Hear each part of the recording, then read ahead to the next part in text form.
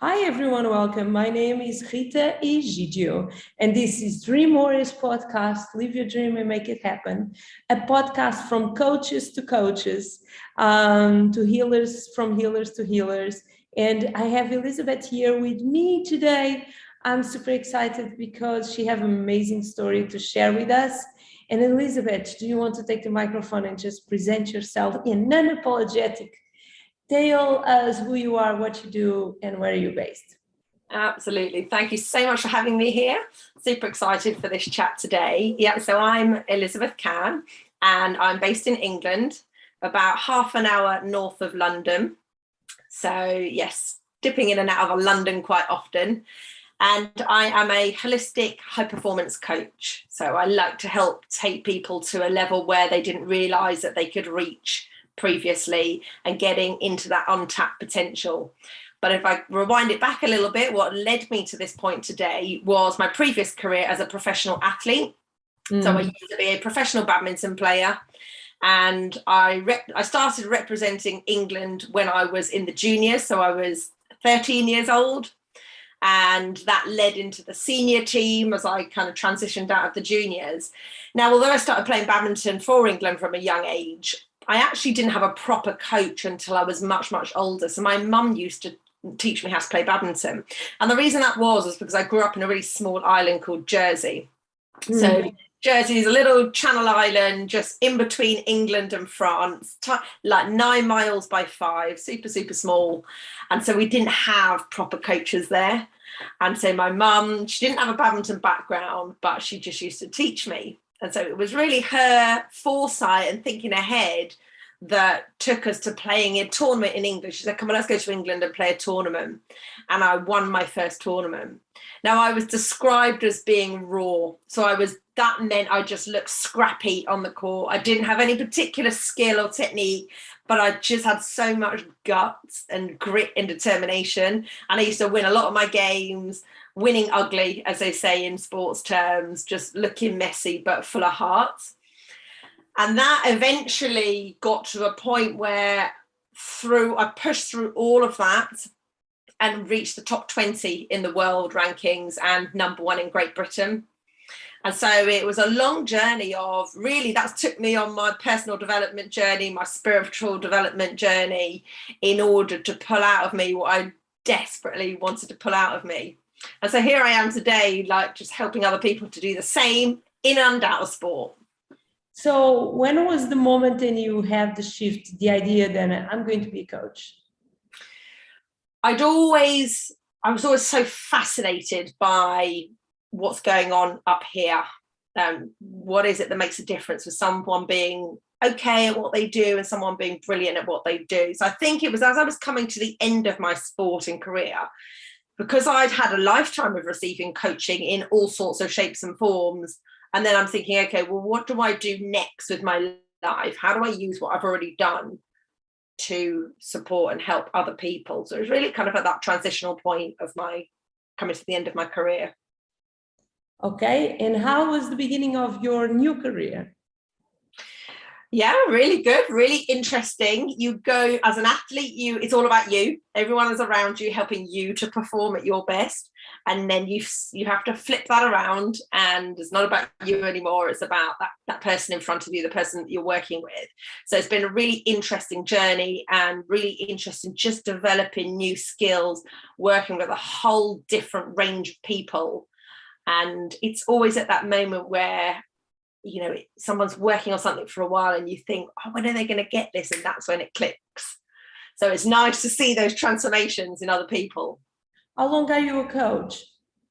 I've been a coach for about 8 years now.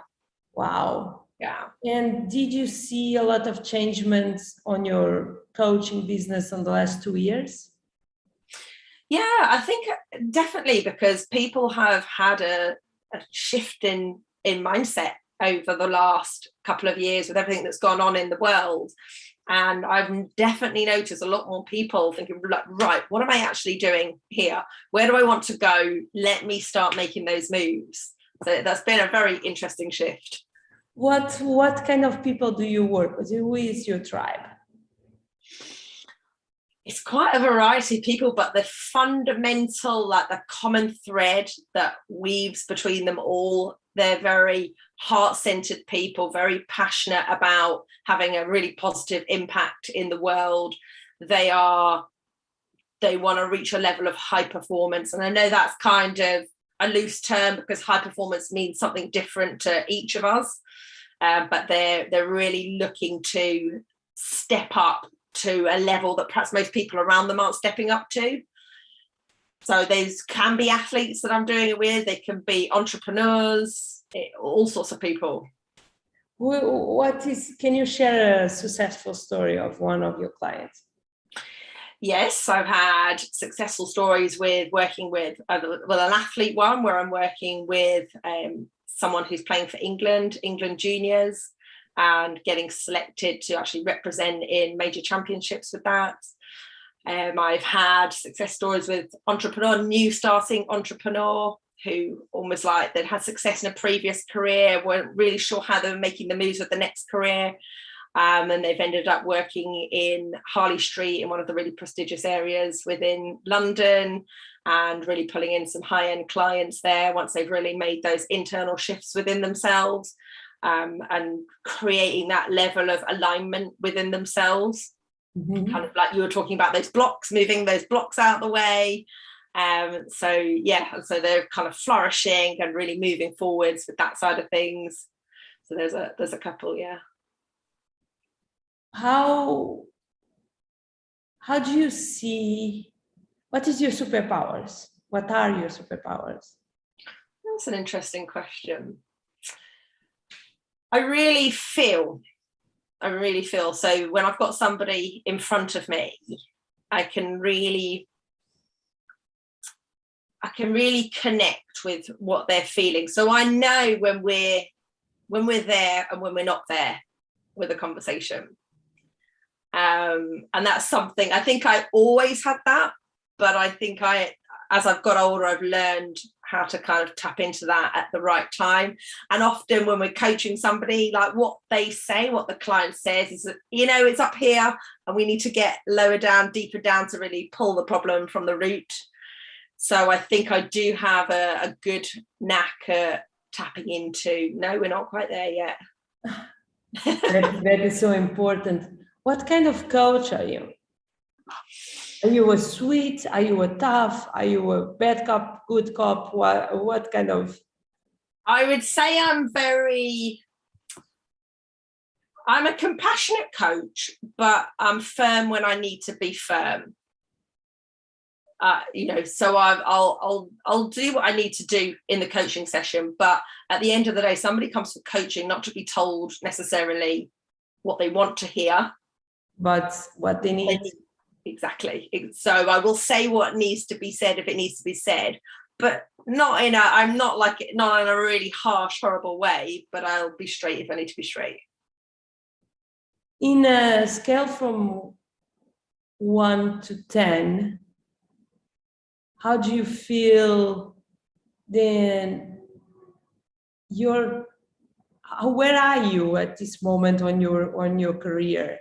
Are you on the top of your game, or you feel that you want more, and for sure you're feeling that, but this is a stupid question for you. Absolutely, of course I want more. Of course you want more, but 8 years on a business is well done, because so many people are starting now after COVID, so many people start, and it's tough. And in special, not exactly knowing what is this business. It's not like we went to university or something. So I would like to know, what kind of tools do you use on your coaching? The one thing with me is I never stop learning. I'm just so passionate about learning more, and I want to know more. So I think that's one thing that's really helped me on that journey. Mm-hmm. And yes, of course, I'm always learning different things along the way. So some of the different tools. So I'm an NLP practitioner. Me too. You're an NLP practitioner? Yeah. Theta healing practitioner. What is a theta healing? So theta healing is about using muscle testing to determine what beliefs you're holding. Oh, really? Yeah, it's really super. Like, can you give me an example how it works? Yeah, so if you could do it in person with a coach, and then you determine what yes and no is. So you would have to hold your arm out, and then you get the coach to press down on your arm, and you have to resist the pressure. You're not forcing, but it's just a slight resistance to it. And if you're strong in that, that's a yes. And if you're weak in that, that's a no. I've had this done on me many times over many years in alternative health stuff. So I know how powerful it is. But if you are just sitting on your own, you would put your two fingers together like this. Mm-hmm. And then if you say yes, yes, yes, you put your finger there and you go like this, that should be strong for yes. And if it's no, no, no, there should be a weakness in it. And you then determine, so you check you've got that right, and then you will think of a belief that you want to know if you hold that belief or not, and you will then say the belief out loud, and then you will do the muscle testing, and you'll get a feel, you'll determine whether you're actually holding that belief or not. It's really interesting because sometimes it can be really surprising. Because when I start tapping in EFT, I was working in money beliefs, and I remember a specific moment then was a tapping for if you believe then people with money were crooks, and I said, I don't believe this. Like, and then you go and you do the tapping and you say, oh, it's releasing something. So it must be, it's really, we are really convinced about our beliefs. Yeah. But many times we can. And what other tools? Do you have other tools? Yes, I do. So I'm super excited about, I use a quantum frequency. And I was looking for that. Tell me all about it. I will. So this is it here. It's called Healy. Literally fits in the palm of your hand. And it's basically a biofeedback frequency device. So you can run an analysis on it, and it will tell you where you have energetic imbalances going on. Mm-hmm. And then it will deliver specific sets of frequencies to you to support the correction of those imbalances. So you look like you had a question on the tip of your tongue. No, I was going to ask if it was like the magnets.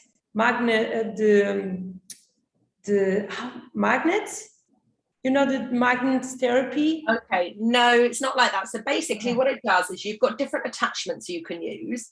Okay. And you've got wristbands, and then you put the wires into it. So you'll clip with wristbands, you've got sticky pads, you've got ear clips, or you've got what I've got hooked in at the moment here, which is called a coil.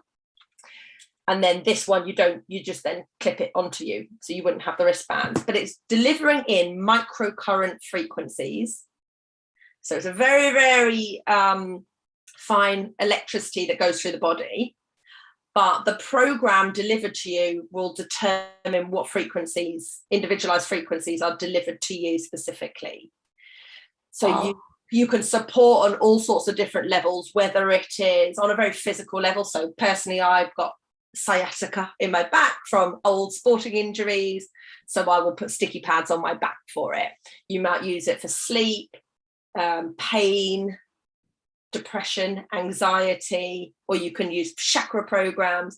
But what what's really been amazing in terms of using it on a coaching level is I have a lot of my clients who use their own Healy in between sessions to help the process of it, because at the end of the day it's all about creating coherence in the body. So that's physical, mental, emotional coherence. Another word is alignment. So we're then in alignment, and then we're in a much better position to create and to manifest and to support what our goals are. So you can also run the frequencies, energy healing, where somebody's doing it at a distance. You also have a feature on it where it can deliver frequencies at a distance as well. So it's very diverse and very interesting, and it's very new. At the end of the day, it's bridging the gap between science and spirituality. Yeah, that's ultimately what it is. And we're in a very technological age at the moment, so it's a very interesting way. At the end of the day, frequency is frequency, whether it's delivered through tapping, whether it's Reiki, whether it's, you know, whatever the means are. And this is another tool, because it's very, in a way, it's quite passive. You know, with a lot of personal development, we've got to sit down and we've got to do the work and we've got to engage ourselves in what it is that we're doing. But we live lives and we're busy. We're often very busy. And so it's a really good way to support that journey without really having to do anything. And how long it takes to balance your frequency, for example? So it's all a real process, because we're all very individual. So it's like that onion, peeling back the layers of the onion layer by layer. And it depends what's going on, because you might have something that's just happened that you want to clear the frequency of, but you might, let's say it's like an immediate stress that's happened, or you might have a really long-term stress that's gone on, and it's going to take a little bit of time to clear the frequencies for that, or to clear the imbalances of that, should I say. But any program lasts between 20 minutes and an hour long. And then you don't have to do it every day, because obviously, like anything, you let that information settle and let your body do what it needs to do, rather than that overload. Wow. And how do you structure your business at this moment? How can people work with you? What kind of offers do you have in place? Yeah, so I do one-to-one coaching. That's mainly what I'm doing when I'm working with people, so we can really go deep on that. In terms of if people want to use something like the frequency device, then they can always just buy a frequency device from me and incorporate that in their own personal development work, or incorporate it in their work that they do with me as well. Amazing. How can people find you? So I can share some links with you. Yes, but you can tell as well for the people who are listening to the podcast. Absolutely. So I'm on Instagram under Elizabeth Cann, and my website is Elizabeth Cann, www.elizabethcann.com. And if you want to know more about this, it's frequencyexperience.com. Frequencyexperience.com. Yeah. What is next for you? Next for me is I'm developing, and I'm still working and developing as a coach. Even though I've been doing it for 8 years, I like to really hone in on that one thing and keep improving, like I did with my sport, really becoming the best that I can be at it. But I'm also, because I believe so much in the power of frequencies, I'm also very much working on spreading the word with this, because I believe that everyone needs one of these in their home.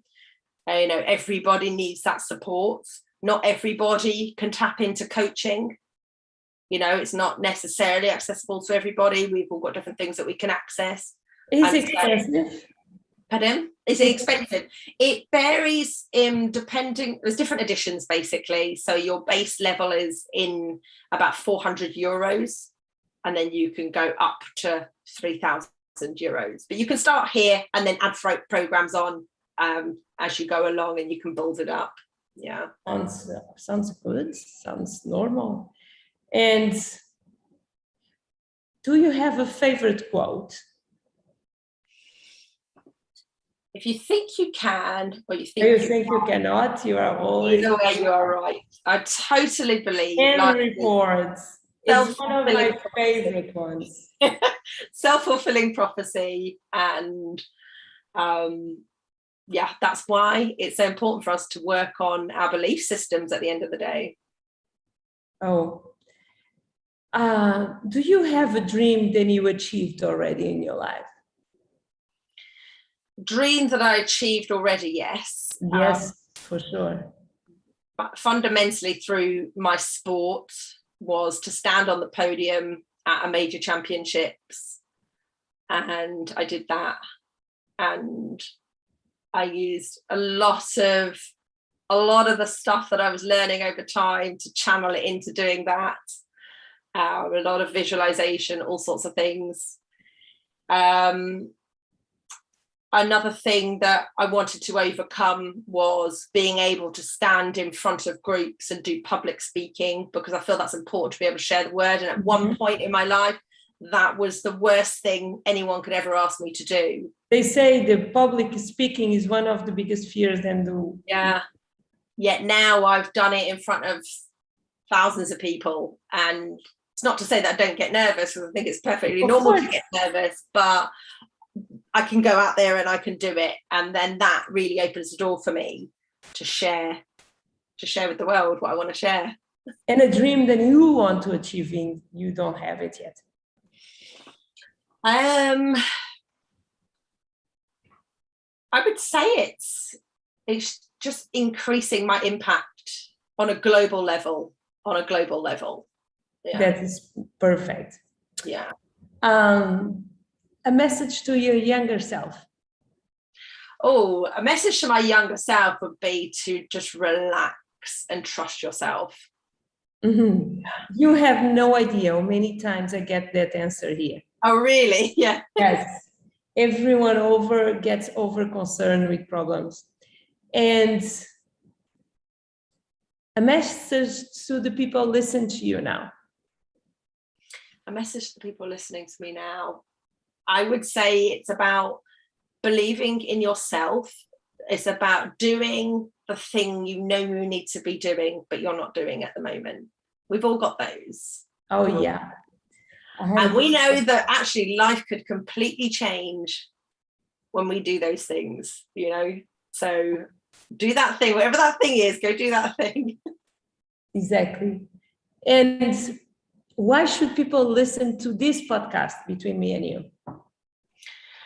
People need to listen to this podcast because we're all about having an impact in the world, and every individual can have an impact in the world, you know, and that doesn't have to look like standing on a grand stage, speaking in front of thousands of people, like doing something impactful for the person next door, doing something impactful for a family member, whatever it might be. But we've all got a dream inside of us, and we've all got something that we want to bring alive in life. And listening to stories, sharing stories is a really powerful motivator to take action in our own lives.